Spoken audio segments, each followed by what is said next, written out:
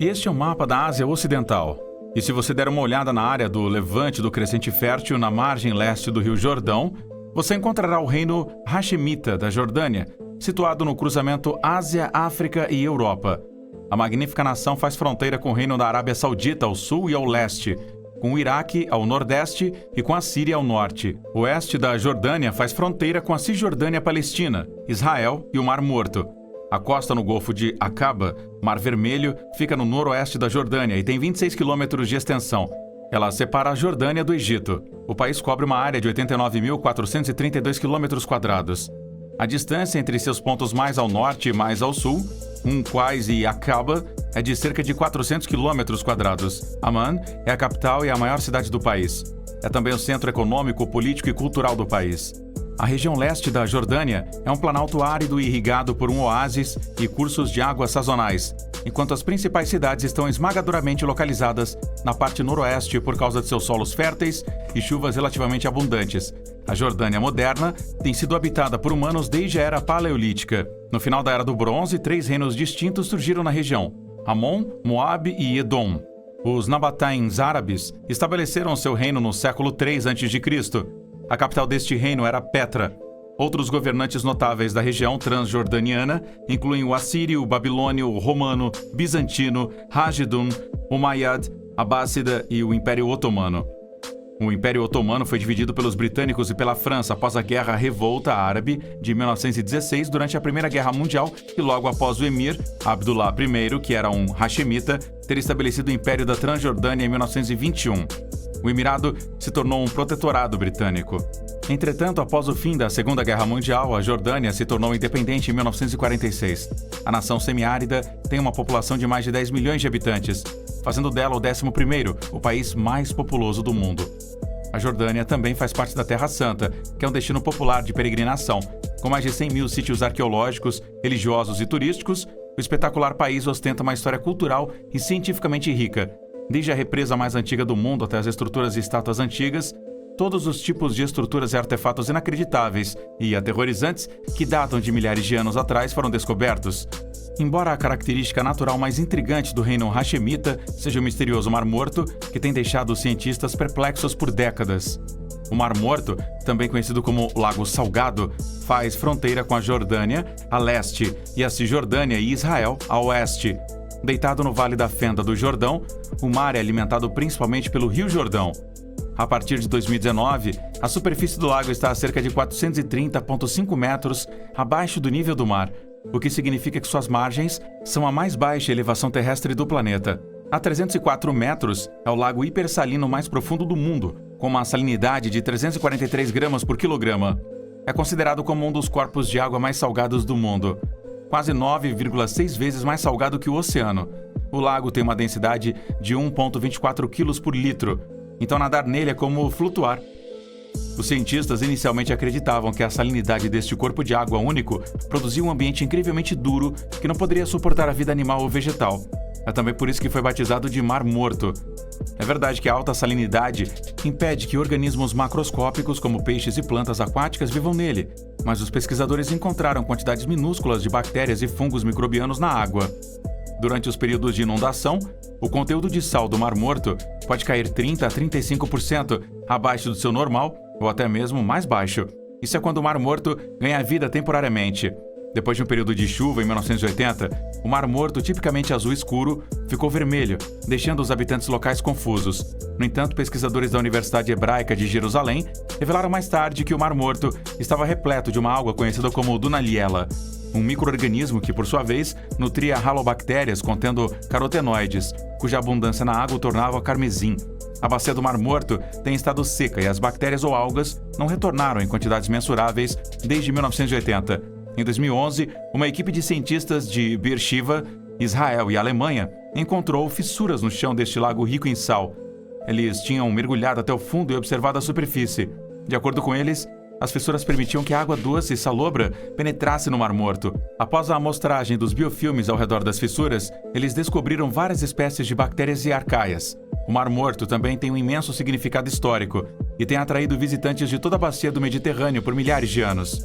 Foi, na verdade, um dos primeiros resorts de saúde do mundo e tem sido fornecedor de uma grande variedade de minerais, como asfalto para a mumificação egípcia e potássio para fertilizantes. O lago tem recuado a um ritmo alarmante. A superfície hoje é de 605 km², enquanto em 1930 ela era de 1.050 km². O que está ao redor do Mar Morto é tão intrigante quanto o que está dentro dele. Entre 1946 e 1956, uma coleção inteira de antigos manuscritos religiosos judeus e hebraicos foi descoberta nas cavernas de Qumran. Estas cavernas eram parte do que então era a Palestina obrigatória, perto de En-Feshka, na margem oeste, na costa norte do Mar Morto. Estes manuscritos também são chamados de manuscritos do Mar Morto, ou manuscritos das grutas de Qumran, e datam entre os séculos 3 a.C. e o século I depois de Cristo. Eles foram descobertos primeiramente por um pastor beduíno e uma equipe de arqueólogos. Inicialmente, 7 pergaminhos foram descobertos por pastores em uma caverna perto de Qumran. Estes pergaminhos são considerados uma pedra-chave na história da arqueologia e possuem imenso significado histórico, religioso e linguístico, pois incluem os mais antigos manuscritos sobreviventes de livros inteiros. Estes livros foram mais tarde incluídos nos cânones bíblicos, juntamente com manuscritos deuterocanônicos e extrabíblicos, que preservam evidências da diversidade do pensamento religioso no judaísmo do final do Segundo Templo. Eles também lançam nova luz sobre a emergência do cristianismo e do judaísmo rabínico. A maioria dos pergaminhos foi tomada em posse por Israel e é mantida no Santuário do Livro no Museu de Israel, mas sua propriedade tem sido disputada pela Jordânia. O reino alega que, após o fim do mandato britânico para a Palestina em 1947, a Jordânia ocupou a área na Guerra Árabe-Israelense de 1948. A área foi capturada novamente por Israel, junto com os pergaminhos na Guerra dos 6 Dias de 1967. Mas alguns pergaminhos ainda estão na posse da Jordânia e expostos no Museu da Jordânia, em Amman. Especialistas não foram capazes de identificar todos esses textos, mas, de acordo com suas observações, cerca de 40% são textos copiados das escrituras hebraicas. Outros 30% são textos do segundo período do Templo, enquanto o restante são manuscritos sectários de documentos previamente desconhecidos que lançam luz sobre as regras e crenças de grupos particulares dentro do judaísmo maior. Os manuscritos não são os únicos manuscritos antigos com textos indecifráveis que podem ser encontrados na Jordânia. Em 2011, uma coleção de códices de chumbo, supostamente descobertos em uma caverna na Jordânia, foi divulgada. Estas foram inicialmente pronunciadas como falsas por uma investigação regional da BBC News e por vários estudiosos. Entretanto, um teste de radioatividade realizado em 2016, no Centro de Feixes de Íons da Universidade de Surrey, revelou a velhice do chumbo. Também foi verificado que o texto não poderia ter sido adicionado mais tarde, uma vez que não estava inscrito, mas foi formado quando o chumbo derretido foi derramado em formas inscritas. Mas a autoridade israelense de antiguidades e o Departamento Arqueológico da Jordânia ainda não estão convencidos da sua autenticidade. Em 3 de março de 2011, a Jewish Chronicle publicou uma entrevista com o metalúrgico Robert Feder, que diz que eles estavam testando para autenticar uma coleção de 20 livros de metal que poderiam ser ligados à Cabala. Os itens estavam na posse de um agricultor beduíno israelense, Hassan Saeda. Segundo Hassan, os códices haviam sido descobertos por seu avô em uma caverna quase um século atrás. A história também dizia que uma peça de couro dos códices já tinha sido datada de 2.000 anos atrás. Mas as autoridades de antiguidades de Israel disseram que eram livros não autênticos e sem valor, que são uma mistura de períodos e estilos incompatíveis, sem nenhuma conexão ou lógica. Tais motivos forjados podem ser encontrados em seus milhares nos mercados de antiguidades da Jordânia e em outros lugares do Oriente Médio. Mas em 22 de março de 2011, David Elkington emitiu uma declaração confirmando a descoberta do acervo de livros antigos feitos de chumbo e cobre, juntamente com outros artefatos que provavelmente datam do século I depois de Cristo na Jordânia. Ele também acreditava que estes códices poderiam ser anteriores aos escritos de São Paulo. Muitos dos principais acadêmicos pensavam que estes poderiam ser tão importantes quanto os manuscritos do Mar Morto. De acordo com Elkington, o achado consistia em cerca de 70 livros com anéis de chumbo e cobre. Muitos foram selados em todos os lados. Pergaminhos, tabletes e outros artefatos como uma tigela de incenso também foram encontrados no mesmo local. Algumas das páginas de chumbo foram escritas em uma forma de arcaicos roteiros hebraicos com antigos símbolos messiânicos, enquanto algumas das escritas parecem estar na forma de código. O diretor do Departamento de Antiguidades da Jordânia, Zayad al-Saad, diz que os códices poderiam ter sido feitos por seguidores de Jesus nas poucas décadas imediatamente após a sua crucificação.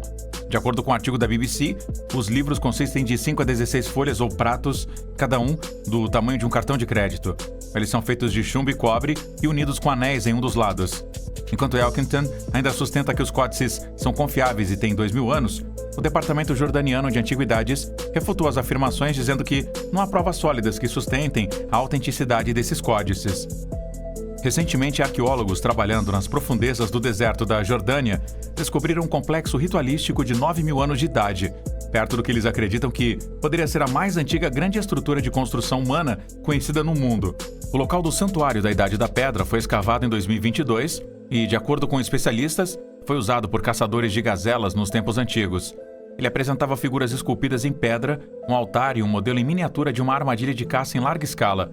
Estas armadilhas de caça gigantescas, representadas pelo modelo, são as chamadas pipas do deserto. Estas eram feitas de longas paredes e convergem para gazelas correndo nos corrais em cercados ou buracos para abate. As pipas do deserto da Jordânia eram, em sua maioria, cercados de pedra com longos muros de arrasto e, na verdade, são partes de um fenômeno mais amplo encontrado em certas partes do Oriente Médio. E, de fato, estas estruturas são amplamente conhecidas em todo o mundo, especialmente nos desertos da Arábia Saudita, Síria, Turquia e Cazaquistão. O marco do estilo ritual da Era Neolítica, mostrando o modelo de armadilha, foi descoberto dentro de um acampamento maior em outubro de 2022 por uma equipe conjunta franco-jordaniana chamada Projeto Arqueológico do Sudeste da Abadia. Em uma declaração do projeto SBA, foi declarado que as pipas do deserto próximas em Jibal al-Khashabieh são as primeiras estruturas humanas construídas em larga escala no mundo, conhecida até hoje. A descoberta espetacular e sem precedentes do local ritualístico é bastante intrigante. De acordo com especialistas, ele data de aproximadamente 7.000 anos antes de Cristo. O site apresenta 2 estelas com características antropomórficas. O mais alto tem cerca de 1,12 m de altura. Outros artefatos encontrados incluem estatuetas de animais, 150 fósseis marinhos arranjados e pedras. O projeto SBA, com uma década de existência, visa estudar as primeiras sociedades nômades, pastoris e a evolução de estratégias especializadas de subsistência. Especialistas acreditam que estas pipas do deserto sugerem estratégias extremamente sofisticadas de caça em massa que são bastante inesperadas em um período de tempo tão precoce. O simbolismo sacral foi muito provavelmente destinado a invocar forças sobrenaturais para caçadas bem-sucedidas e abundância de presas para capturar. As equipes de pesquisa também encontraram acampamentos com moradias circulares e um enorme número de ossos de gazela. A descoberta está sendo saudada como resultado tanto para o mundo científico quanto para a Jordânia, pois nos deu um testemunho inestimável da vida histórica no Oriente Médio e de como suas tradições e rituais estavam à frente do tempo. Se os ossos dos animais em um santuário de caçadores eram fascinantes, você está prestes a fazer uma surpresa com a próxima descoberta de Badia, uma vila neolítica localizada a cerca de 14 quilômetros ao norte de Petra. Assim como o local perto de Basta, este povoado também data de 7.000 a.C. Ele foi construído durante o período neolítico. Badia fica a uma altitude de 1.160 metros e a única maneira de acessar esse vilarejo é por uma rota de escalada através de um cânion estreito e íngreme. Badia é considerada uma das maiores vilas neolíticas da região da Jordânia. Perto da entrada do local, Badia, há um assentamento islâmico com 2 ou 3 camadas de um antigo assentamento Nabatayan. Muito pouco se sabe sobre os antigos habitantes desta vila. Os arqueólogos não têm nem mesmo certeza de quais pessoas eles pertenciam. O nome original da vila também é um mistério. No entanto, o nome atual foi dado a ela por arqueólogos que lhe deram o nome da cordilheira vizinha. O primeiro registro escrito dos moradores desta região foi tirado dos antigos livros canônicos hebraicos. Nestes livros, um certo grupo de pessoas que habitavam a região em geral são descritas. Mais tarde, eles foram acompanhados por descendentes de Esaú, Isaac, Ibrahim e durante o 2º milênio a.C. Uma das descobertas mais magníficas desse lugar arqueológico, Badia, é o túmulo ricamente mobiliado de uma jovem garota, que data de 9.000 anos. Os arqueólogos descobriram um colar no ano de 2018. O túmulo pertencia a uma menina que foi colocada no seu lado esquerdo em posição agachada. Os arqueólogos a chamaram de Jamila e, de acordo com a bainha, ela tinha entre 8 e 10 anos de idade na época da sua morte. Um pedaço de pigmento vermelho também foi encontrado entre suas pernas e peito, e a outra superfície de todos os ossos estava manchada de vermelho. Entretanto, o nódulo de pigmento não era a fonte do pigmento e nenhum pigmento havia sido aplicado diretamente em seus ossos.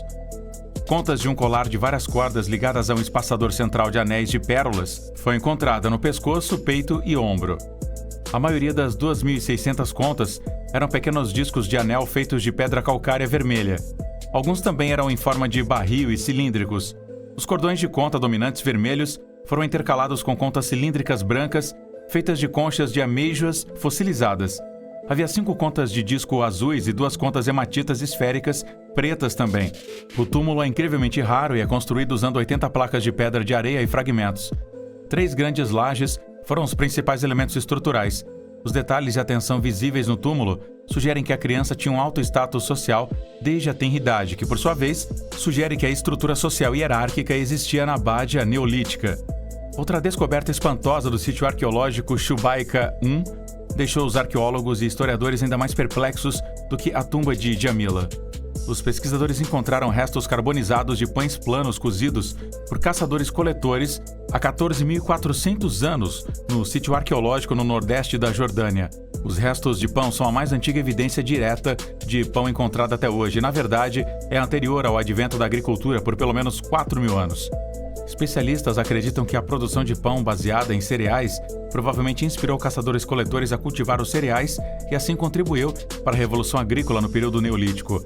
De acordo com a Maya Hans Otaeg, uma arqueobotânica da Universidade de Copenhague, a presença de alimentos carbonizados nas lareiras de Shubaika é uma descoberta de mudança de caça que nos dá a chance de caracterizar práticas alimentares com 14.000 anos de idade. Os 24 restos analisados no estudo mostram que ancestrais selvagens de cereais domesticados como cevada e aveia tinham sido moídos, peneirados e amassados antes do cozimento. Estes restos são muito semelhantes a pães planos sem fermentos encontrados em vários locais neolíticos e romanos na Europa e na Turquia.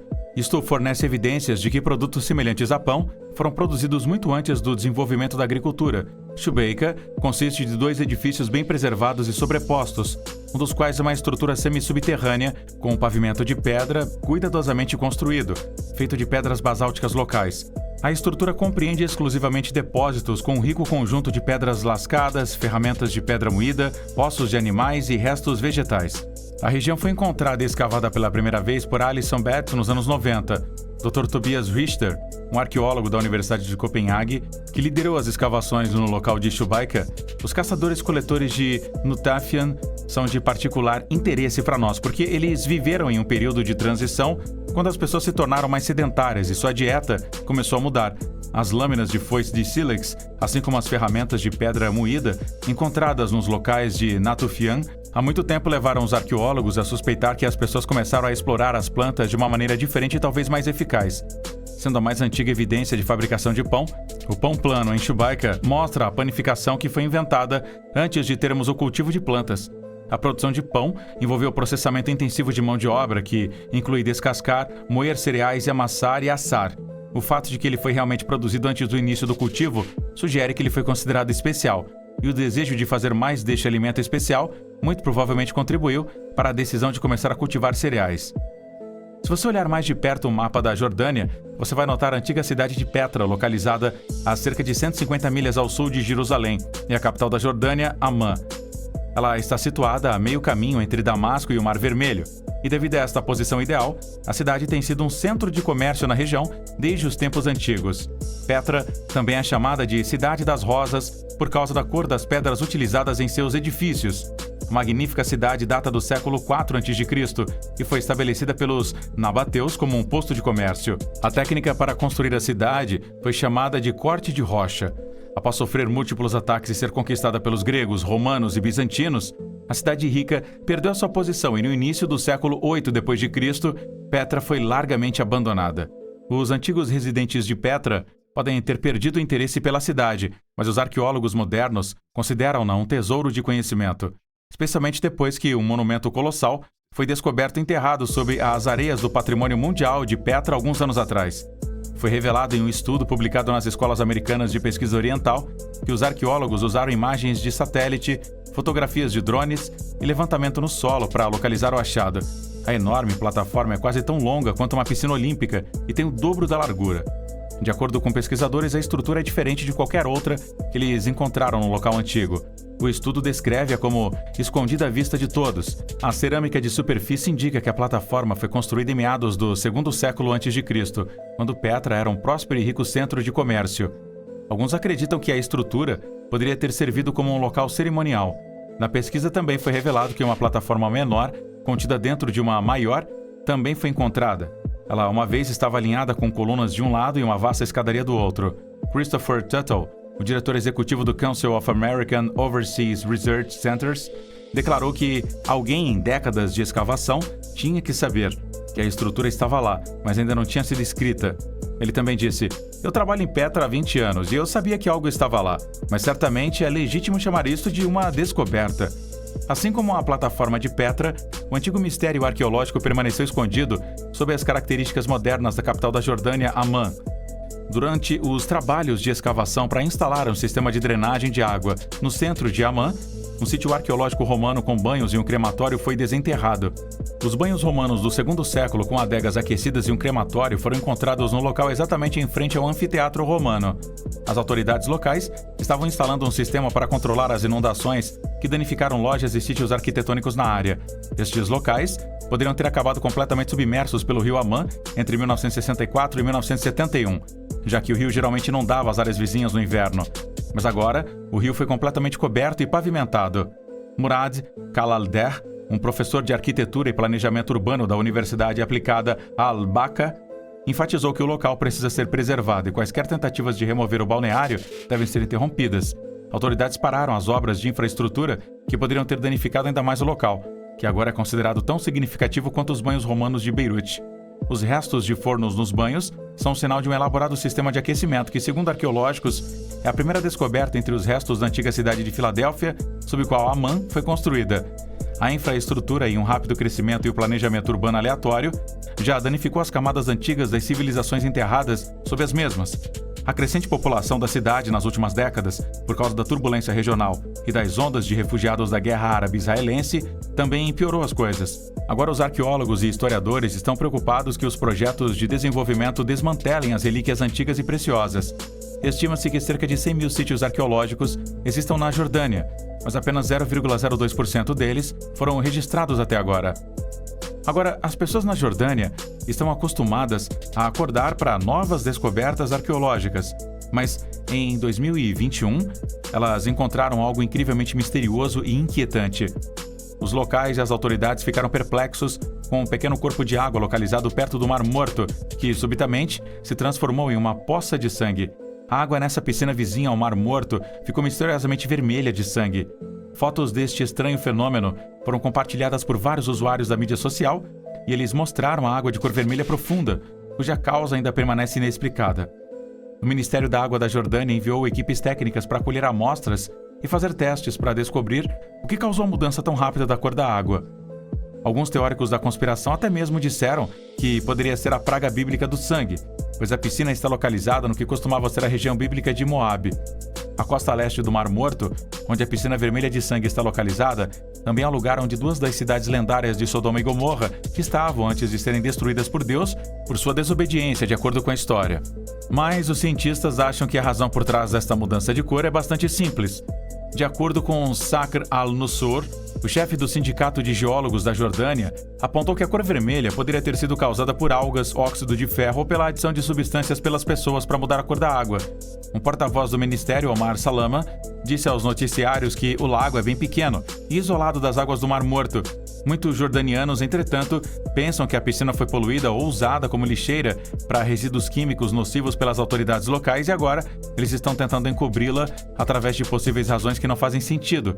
Eles poderiam estar em cima de algo devido a um evento similar que assustou as pessoas quando o rio Alexander correu vermelho sangue em 2020, por causa do sangue de matadouros na margem oeste que correu para o rio, de acordo com um relatório da Sociedade para a Proteção da Natureza em Israel. Agora este permanece um mistério.